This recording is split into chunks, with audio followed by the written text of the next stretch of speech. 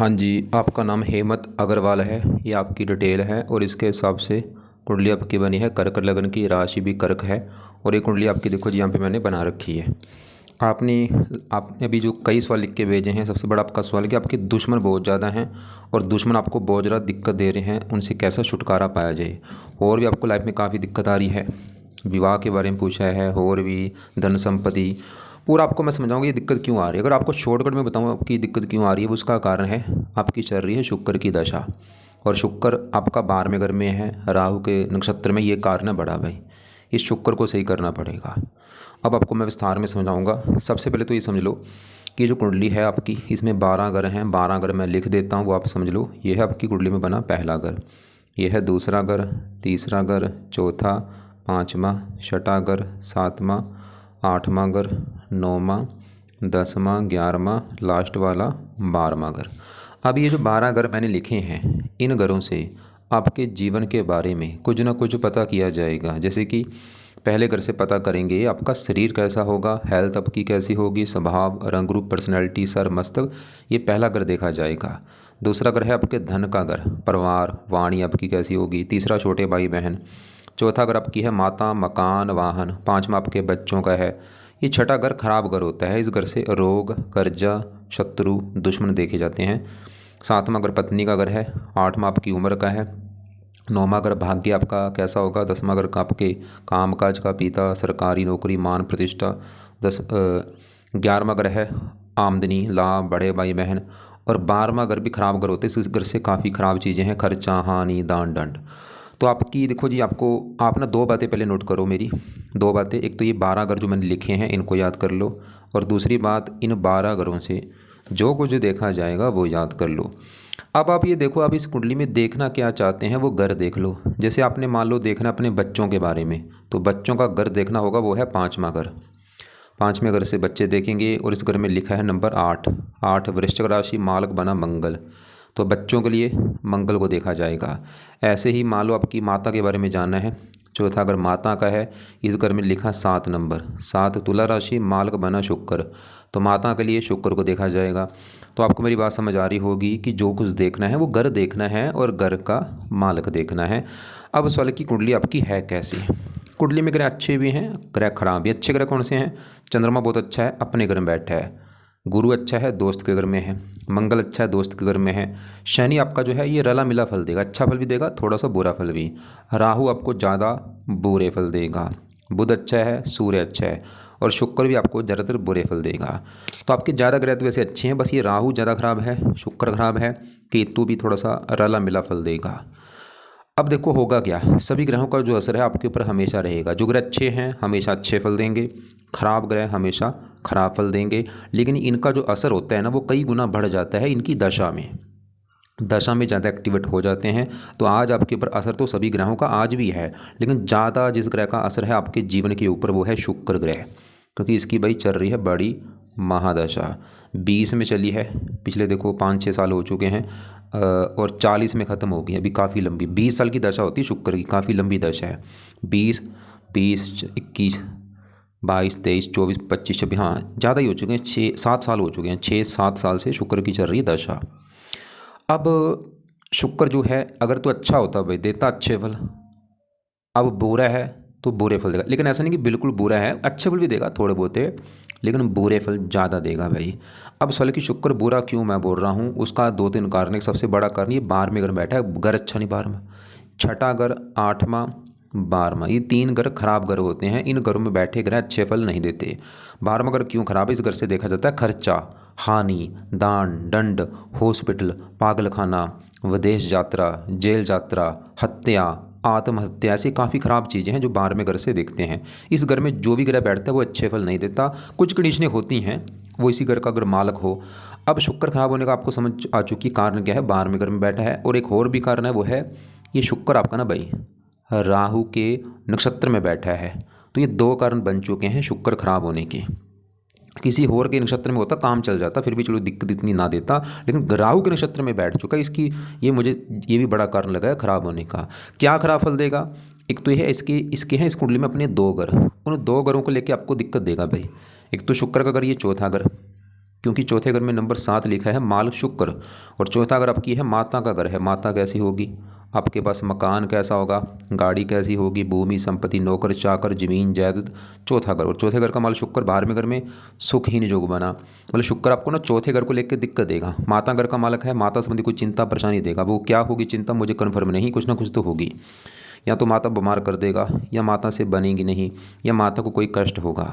चौथा घर मकान का है, जो आपका घर होगा ना, घर को लेकर कोई दिक्कत परेशानी आएगी, या घर के ऊपर फजूल के खर्चे होना, या घर की हानि होना, या घर को लेकर कोई विवाद होना। चौथा अगर गाड़ी का है, गाड़ी संबंधी कोई चिंता परेशानी, उसके ऊपर खर्चे होना, या गाड़ी को लेकर कोई चिंता। अब देखो कन्फर्म नहीं क्या चिंता होगी गाड़ी वाली।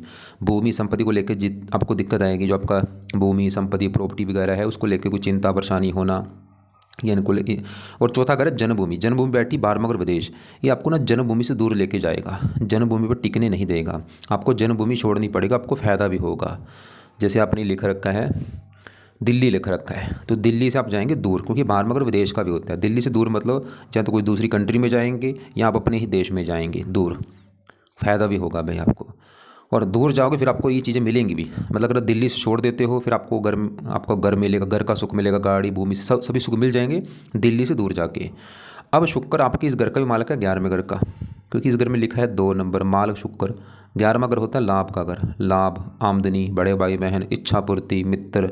इस घर का मालक शुक्र 12वें घर में, आमदनी 12वें घर में। शुक्र आपकी ना भी जो आपकी इनकम है कम करेगा, खर्चे बढ़ा देगा आपके भाई, खर्चे मतलब क्योंकि खर्चे घर में बैठे इसकी ना भी शुक्र की दशा में आपसे बड़े बड़े खर्चे होंगे, बहुत ज़्यादा खर्चे बढ़ाएगा आपके बहुत ज़्यादा। और खर्चों पे कंट्रोल ना हुआ तो आपको कर्जदार भी होना पड़ेगा।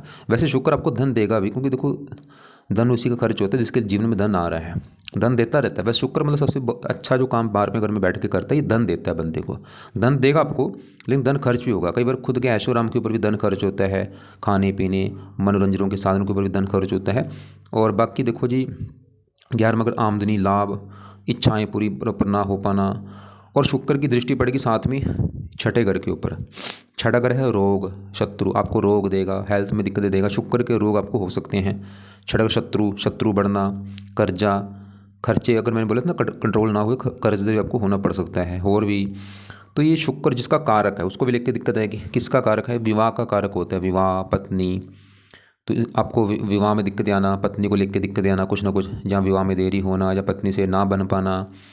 और भी तो शुक्र भाई सही करो, ये आपको काम को बना सकता है, काम वासना बढ़ा सकता है। क्योंकि राहु के नक्षत्र में बैठा है, गड़बड़ बस ये है। और किसी के नक्षत्र में होता, गुरु के होता, मंगल होता, काम चल जाता भाई। राहु के, तो राहु को भी आपको सही करना पड़ेगा शुक्र को। अब सवाल कि शुक्र को कैसे सही करना है, इसके लिए देखो जी एक उपाय से काम चलेगा नहीं, 5-6 उपाय आपको बताऊंगा, वो करने पड़ेंगे आपको।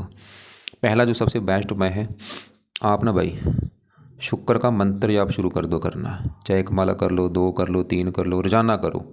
कब तक करो, अभी करो कुछ 2-3 महीने 4 महीने तक करो। मंत्र कब करना है, चाहे सुबह या शाम दोनों टाइम कर लो, या एक टाइम आपने निकालना है करने के लिए। और शुक्रवार से शुरू कर लेना।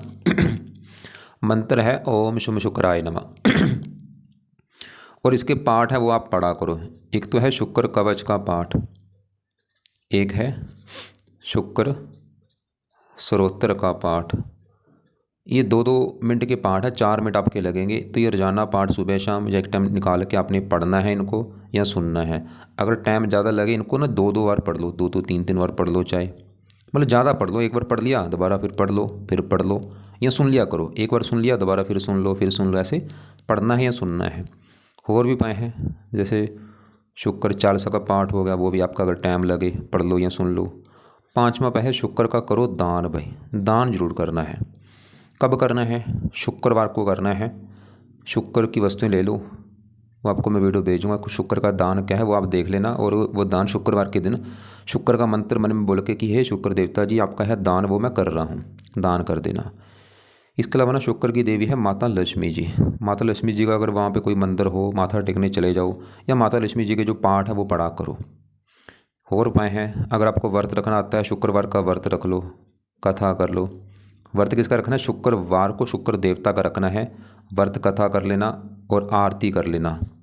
आरती तो रोजाना किया करो, पाठ हो जाएगी लास्ट में ना ये आरती के। और वैसे कहीं पाए, लेकिन चलो फिलहाल इसी से आपका काम चल जाएगा। तो मैंने क्या बोला, एक तो शुक्र का मंत्र बोला है, ओम शुम शुक्राय नमः, माला से करना जितनी आप कर सकते हो। पाठ जो है चाहे एक एक बार पढ़ लो, चाहे दो दो बार पढ़ लो, चाहे तीन तीन बार, वो आपकी मर्जी है, पढ़ना है या सुनना है। 3 पाठ हैं, चाहे तीनों पढ़ लो या ये 2 पाठ तो जरूर पढ़ लेना, शुक्र कवच और स्रोत्र। और दान जरूर करना है शुक्रवार को। अगर आप रोजाना कर सकते हैं रोजाना भी कर सकते हो, आपकी मर्जी है। माता लक्ष्मी जी का अगर मंत्र है, माता चले जाओ देखने, या पाठ उसके पढ़ लिया करो माता लक्ष्मी जी का कोई ना कोई। व्रत का तो आपकी मर्जी है, करना रखना आता है रख लो, नहीं तो कोई बात नहीं। आरती 2 मिनट की आरती होती है, वो पाठ पूजा के लास्ट में, मतलब आपने जब पाठ पूजा कर लिए सभी तो लास्ट में आरती की जाती है, वो आपकी मर्जी होगी वो भी भाई। अब क्योंकि शुक्र को ख़राब किया है राहु ने भी, और आपको मैंने पहले भी बोला था, आपकी जो 9 ग्रह हैं ना भाई, 9 ग्रहों में 2 ग्रह सबसे ज़्यादा ख़राब है, शुक्र और राहु। अब यहाँ पे मैं राहु की बात करता हूँ, राहु क्यों ख़राब है। और राहु कहाँ बैठा है, दूसरे घर में। और दूसरा घर जो है यहाँ पे देखो 4 ग्रह बैठे हैं, राहु भी है, मंगल भी साथ में है, गुरु शनि, तो 4 ग्रह कहाँ बैठे हैं, दूसरे घर में। दूसरा घर किसका होता है, ये धन का घर होता है। आपके धन के बारे में जानना है, कितना धनी आप होंगे, दूसरा घर देखा जाएगा। दूसरा घर आपके परिवार का भी है, परिवार फैमिली, वाणी आपकी कैसी होगी, खाना पीना, काफ़ी चीज़ें हैं दूसरे घर से देखते हैं। और फार्मूला है दूसरे घर का मालक देखो, दूसरे घर में क्या लिखा 5, मालक सूर्य देखना पड़ेगा। और सूर्य के अलावा दूसरे घर में जो 4 ग्रह हैं, चारों को भी देखना पड़ेगा।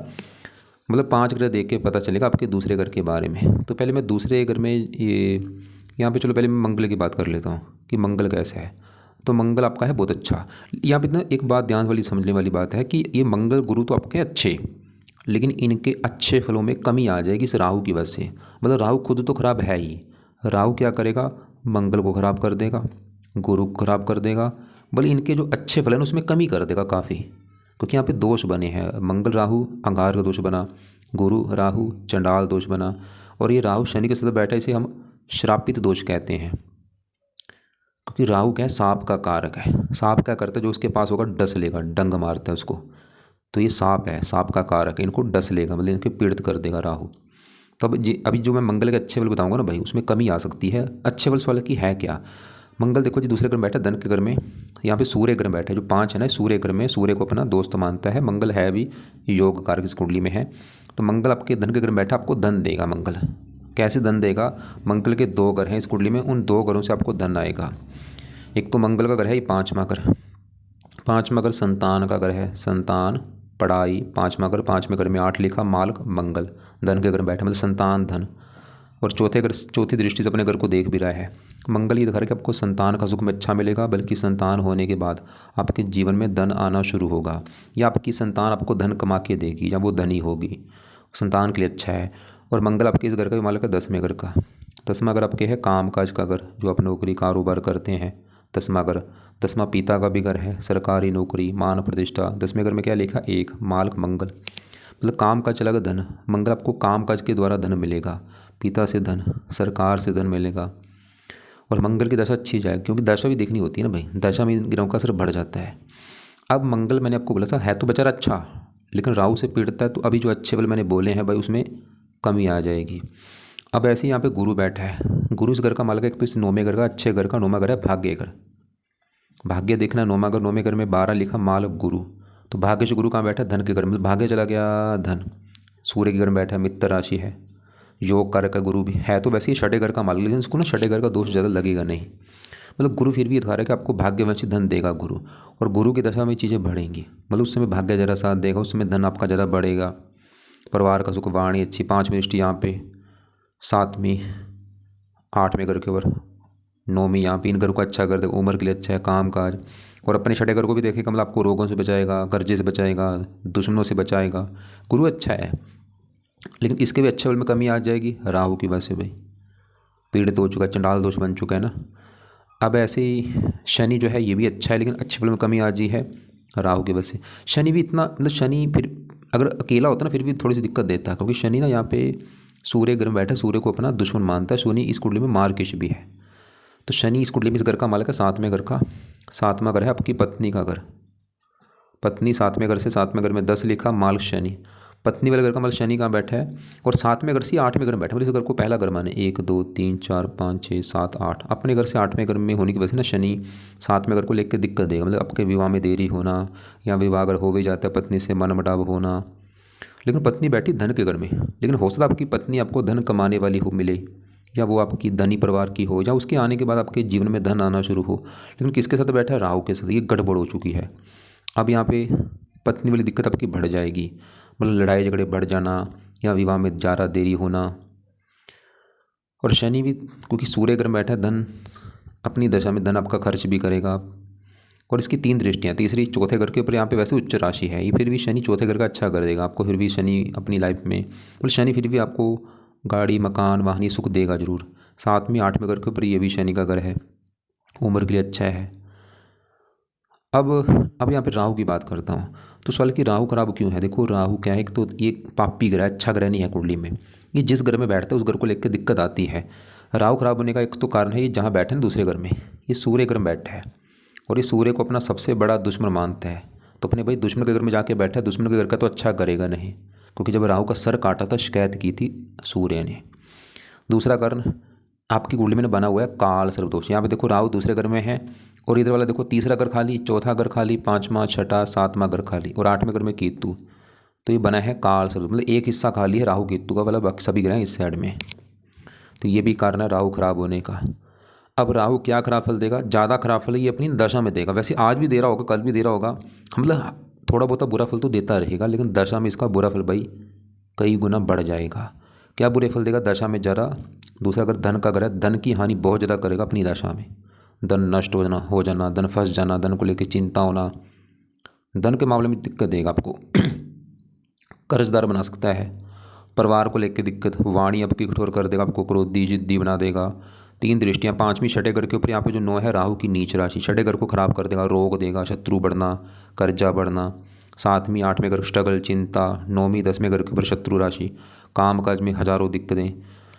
इसकी दशा में दिक्कतें बढ़ेंगी। और अभी भी जैसे मैंने बोला था, शुक्र जो है ये राहु के फलों को भी देगा, क्योंकि राहु के नक्षत्र में है। तो इसकी जो दशा है ना आपकी, देखो राहु की बड़ी तो ये चलेगी 63 में है, ये पीछे राहु केतु में थी एक, ये 16 से लेकर 17 तक थी। या शुक्र में एक आएगी ये आगे 27 से लेकर अगले साल चलेगी। आपका समय खराब होगा भाई अगले साल से ना, जून 27 में आपका बुरा समय शुरू होने वाला है, जून 27 से लेकर 30 तक, क्योंकि राहु की दशा आने वाली भाई। तो अगले साल से दिक्कतें आपकी बढ़ जाएंगी। और ये चंद्रमा की अभी छोटी दशा है, इसमें भी ना एक तीसरी दशा होती है, ये भी यहाँ पे देखो, ये पीछे एक आपकी राहु की थी 24 से लेकर 25 तक। तो शुक्र चंद्रमा के बाद ये राहु की दशा। हाँ एक और बात देखो, हाँ अभी ना एक ध्यान समझो, बड़ी दशा किसकी है? आपकी शुक्र की। छोटी दशा किसकी? चंद्रमा की। चंद्रमा तो आपका अच्छा है, ये 8 महीना 24 से चली है, ये तो अच्छा है। और इसके बाद मंगल की दशा है कि वो भी अच्छा है। और इसके बाद जो राहु की दशा है ये आपकी ख़राब है। लेकिन एक ना मंगल में तीसरी दशा एक राहु की आएगी, ये भी अपनी लिख के रखो अपने पास। ये चलेगी आपकी यहाँ पे देखो 15/5/26 में चलेगी। मतलब अभी मुझे लगता है अभी है चौथा महीना, अगले महीना अगला है 5वां महीना।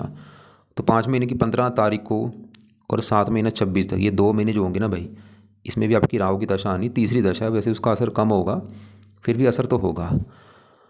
तो अगले महीने से आपकी राहु की दशा आएगी 2 महीने वाली, उसमें भी दिक्कतें बढ़ेंगी। बाकी जो अंतरदशा है वो अगले साल चलेगी। तो भाई इस राहु के उपाय आज से शुरू कर दो, क्योंकि अगर शुक्र को सही करना प्रॉपर, ये राहु के उपाय करने पड़ेंगे। तो राहु के उपाय क्या हैं? पहला उपाय है राहु कवच का जो पाठ है ये भी पढ़ा करो, और राहु स्तोत्र का पाठ पढ़ो। तीसरा है राहु की जितना उसका वस्तु का दान करो भाई। और चौथा उपाय है धार्मिक बनो, धर्म को फॉलो करो, नाम जप करो, भजन कीर्तन करो। अब ये 2 पाठ आप शाम को पढ़ना या रात को। तो राहु को जो 2 पाठ हैं या पढ़ने हैं या सुनने हैं, दान जितना उस तक करो। सतनाजा वैसे इसका सबसे मेन दान होता है, और धार्मिक अपने बनना है। तो आपके भी देखो मैंने 2 ग्रह ज़्यादा, शुक्र मैंने देखा वो खराब, राहु शनि देखा, गुरु ये तो अच्छे थे, लेकिन इनके देखो राहु की दशा में क्या होगा, ये इनको भी पीड़ित कर देगा। जैसे राहु की अपनी दशा में गुरु को पीड़ित करेगा, और गुरु जिस घर का मालिक भाग्यश है तो भाग्य की हानि होगी। राहु मंगल को पीड़ित करेगा, मंगल आपके 10वें घर का मालिक, काम काज में दिक्कतें बढ़ना, संतान संबंधी चिंता, पढ़ाई में दिक्कतें। शनि को पीड़ित करेगा, पत्नी में दिक्कतें। पूरी कुंडली का सत्यानाश राहु ने कर रखा है भाई। और राहु सही करना है ना, जितना होता है पाठ पूजा को बढ़ाओ, नाम जप करो, भजन कीर्तन करो। बाकी आपकी ग्रह जैसे यहाँ पे छोटी दशा चंद्रमा की है, ये आपका बैठा है पहले घर में, जिसमें मैंने आपको 12 घर बोले थे कि 7वां घर पत्नी का घर है, 5वां बच्चे का, चौथा माता, तीसरा छोटे भाई बहन, ऐसे पहला घर आपका घर है। मतलब आप कैसे होंगे, आपका शरीर, स्वभाव, रंग रूप, पहला घर देखना पड़ेगा। पहले घर में 4 लिखा, 4 कर्क राशि, मार्ग, चंद्रमा देखना, और चंद्रमा इसी घर में बैठा है। तो आपका चंद्रमा बहुत अच्छा है भाई, ये पहला घर इसी का घर है, लग्नेश भी है, योग कारक है। अब चंद्रमा क्या करेगा, पहले घर का अच्छा कर देगा। पहला घर आपका शरीर, चंद्रमा फिर भी आपके शरीर को अच्छा रखेगा, आपकी हेल्थ अच्छी, स्वभाव अच्छा, रंग रूप अच्छा, पर्सनैलिटी, सर मस्तक अच्छा, आप गुणी होंगे, समझदार होंगे, बुद्धिमान होंगे, मन आपका स्ट्रॉन्ग होगा, माता के लिए अच्छा है फिर भी ये। और बाकी 11वें घर में सूर्य भी आपका अच्छा है, बुध, क्योंकि यहाँ पे एक तो घर अच्छा है 11वां, दोनों दोस्त हैं, बुध दित्य योग बना है। सूर्य जो है मैंने आपको बोला था ना, ये जो 4 ग्रह बैठे थे दूसरे घर में बैठे धन के घर में। धन के लिए मैंने बोला था दूसरे घर में जो 5 लिखा है, इसका मालिक सूर्य भी देखना। सूर्य अच्छा है क्योंकि 11वें घर में बैठा है लाभ के घर में। ये फार्मूला भी होता है, धन का मालिक जब 11वें घर में होते हैं ना, तो ऐसे लोग धनी होते हैं, धन लाभ, मतलब सूर्य आपको फिर भी धन लाभ देता रहेगा और दशा में ज़्यादा देगा। और बाकी साथ में बुध जो है, बुध है एक तो तीसरे घर का मालिक, तीसरा घर है छोटे भाई बहन, पराक्रम, उद्यम, मेहनत, ये चीज़ें उठ के चलेगी 11वें घर में। बुध दिखा रहा है कि आप मेहनत के बल पर ना धन कमाएंगे, आगे बढ़ेंगे, इच्छाएं पूरी करेंगे। लेकिन मैं बार बार जो आपको रिपीट क्या कर रहा हूँ, दशा देखनी बहुत ज़रूरी है भाई। अगर दशा ही राहु की तो क्या बनेगा, कुछ नहीं बनेगा। फिर तो दिक्कत आएगी भाई, जितने मर्जी ग्रह अच्छे हैं। जो भी आनी भी आपकी दशा अगले साल भी चलेगी अंतरदशा, और अभी भी अगले महीने से भी एक दशा है 2 महीने वाली। चलो अगले महीने वाली जो 2 दशा असर, उसका तो असर कम है, लेकिन जो अगले साल दशा नहीं उसका असर ज़्यादा होगा भाई। और केतु क्योंकि दोष बना काल से, केतु अपनी दशा में ना थोड़ा सा हेल्थ में दिक्कत देगा, इसके लिए ना कुत्तों को रोटी डाला करो। अब देखो एक तो बात सोच लो, जैसे आपने बोले ना दुश्मन का बता दो भाई, दुश्मन भाई ऐसे ही छोड़कर कुछ नहीं है। आप मुझे बोले ना कि ऐसा कोई आज मैं उपाय बता दूँ 1 घंटे के अंदर सही हो जाए, ऐसा कुछ नहीं है। छोड़कर कुछ नहीं है भाई, छोड़कर कुछ भी नहीं है। टाइम लगता है ग्रहों को सही करना। जैसे मान लो कोई बंदा अगर शरीर बनाना चाहता है, उसको जिम 5-6 महीने देने पड़ेंगे। ऐसा थोड़ी कि आज जिम किया तो अगले दिन उसका शरीर नहीं बनेगा भाई, ऐसा नहीं चलता है। ये ग्रह है भाई, टाइम लगता है, इनके पाठ पूजा करो, इनके आगे झुको, नमन करो, भजन कीर्तन करो। आपको पता भी, आप धार्मिक हैं भी पहले से, तो दोबारा रिपीट कर दूँ। मतलब आपकी मेन है, आपको ये समझो पहले कि दिक्कत किस ग्रह की वजह से है। तो दिक्कत आपको मैंने समझा दिया, शुक्र, बड़ा कर्ण, राहु, क्योंकि 2 इसी के नक्षत्र में है। अब शुक्र के वैसे तो और भी उपाय थे, लेकिन चलो ये उपाय आप करो फिलहाल, इसी से काम चल जाना आपका। तो जो भी उपाय मैंने बोले हैं, चाहे सुबह शाम करो या एक टाइम आप निकालो। मंत्र जो है माला से करना है, मंत्र है ओम शुम शुक्राय नमः, यह आपने करना है। संकल्प लेके शुरू कर लेना शुक्रवार से कि हे शुक्र देवता जी, मेरा नाम ये है हेमंत, मेरी जाति ये है, गोती ये है, आपकी चल रही मेरे ऊपर दशा। सबसे बड़ी दिक्कत मुझे आ रही, मेरे जो दुश्मन है वो ख़त्म हो जाएं, उनसे मेरा छुटकारा हो प्लीज़, इसलिए आपके माँ से रोजाना पाठ पूजा किया करूँगा, कृपा दृष्टि बनाओ। तो ऐसे प्रार्थना करके ना ये रोजाना मंत्र शुरू कर दो। देखो एक साथ ऐसे नहीं मैं बोलूँ कि एक साथ शुक्रवार से पहले सभी चीज़ें शुरू कर दो, नहीं, पहले मंत्र कर दो, बाद में चाहे कुछ दिन के बाद पाठ शुरू कर देना, ऐसे कर लेना। और दान तो शुक्रवार को कर लो, वो आपकी मर्जी है, या रोजाना कर दो या हफ्ते में 3-4 दिन कर दिया करो। और बाकी व्रत चाहे 1-2 महीने के बाद रखना शुरू कर देना, कोई बात नहीं। मतलब कुछ चीज़ें पहले शुरू कर दो। और ऐसे राहु के पाठ भी आप चाहे अगले महीने शुरू कर देना, कोई बात नहीं। दान तो राहु का वैसे शुरू कर ही देना कल से। अब एक आपने जब आपसे मैंने फ़ोन पे बात की थी, आपको मैं फिर एक सबसे मेन चीज़ और बता रहा हूँ आपको, वो क्या है, नाम जप भाई ज़रूर करो। जो शायद आप करते भी हैं, इसको बढ़ाओ नाम जप को, कम से कम 30 मिनट, आधा घंटा, 1 घंटा सुबह शाम निकालो भाई, ये सबसे बेस्ट है। ये इनसे भी जो बेस्ट है वो है नाम जप। किसका नाम, देखो नाम किसका जपा जाता है, क्योंकि इन जितने भी 9 ग्रह हैं, शुक्र है, जितने भी राहु है, इनको किसने बनाया, उस परमात्मा ने बना रखा है। राहु ने खुद जन्म लिया है भाई, इसके 100 भाई थे, खुद पैदा हुआ है, इसको किसने बनाया, परमात्मा ने। शुक्र को किसने बनाया, परमात्मा ने। उस परमात्मा का एक नाम रख लो, चाहे उसको अल्लाह बोल दो, राम बोल दो, कृष्ण बोल, उस परमात्मा की बात कर रहा हूँ जो पूरी सृष्टि का मालिक है। तो उसका नाम अपने जपना है भाई ज़्यादा से ज़्यादा, क्योंकि उससे जुड़ोगे ना आप भाई, ये जितनी आपकी दिक्कतें दूर हो जाएंगी, गारंटी है। और बाकी देखो जी, बुरे कर्म से बचना भी है, अंडे खाने से बचो, मीट खाने से बचो, शराब नशीन से बचो, बेईमानी से बचो। और भी शायद आपने बोला भी था ईमानदार, ठीक है। और किसी का बुरा मत सोचो, सबका भला सोचो, भलाई के काम करो। और अपनी ना कमाई में से कुछ हिस्सा दान किया करो। हर महीने जितना आप कमाते हो, देखो कितना कमाते हो, उसमें से ना 5वां हिस्सा या 7वां हिस्सा या 10वां हिस्सा ये आपने दान करना है। और ये मैं अपनी तरफ से नहीं बता रहा भाई, जितने भी धर्म ग्रंथ आप धार्मिक भी हैं, तो धर्म ग्रंथों में जरूर लिखा है, सभी धर्म ग्रंथों में, कि अपनी कमाई में से दान जरूर करो। पैसे का दान करना है, अब ये दान हर महीने किया जाता है, ऐसा नहीं कि कभी कर लिया कभी 6 महीने बाद, नहीं, हर महीने दान करो, चाहे 5वां हिस्सा ही कर लो चाहे 7वां, वो आपकी मर्जी, आप जितना कमा रहे हो ये दान करो। होगा क्या, 2 फ़ायदे होते हैं। एक तो आपका धन कभी फजूल में खर्च नहीं होगा, कभी भी कोई बीमारी के ऊपर धन या वैसे भी धन फजूल खर्च नहीं होता। दूसरा, आपका धन बढ़ेगा इससे, धन मतलब आपकी कमाई कई गुना बढ़नी शुरू हो जाएगी। बाकी आपके और भी अगर कोई सवाल होंगे ना, सवाल अपने पास लिख के भेज देना, क्योंकि मेरे पास देखो जी पूरा टाइम होता है। तो आपके सवाल के जो भी हैं मैंने कवर जो नहीं किए वो मुझे कॉल करके पूछ लेना। वैसे तो आपने यहाँ पे बोला था कि दुश्मनों के, वो मैंने बता दिया आपको। ये शुक्र, क्योंकि छठे घर को देख रहा है, छठा घर है रोग शत्रु कर्जेगा, हेल्थ की, क्योंकि हेल्थ भी अगर आपकी ख़राब है, शुक्र का रोग है।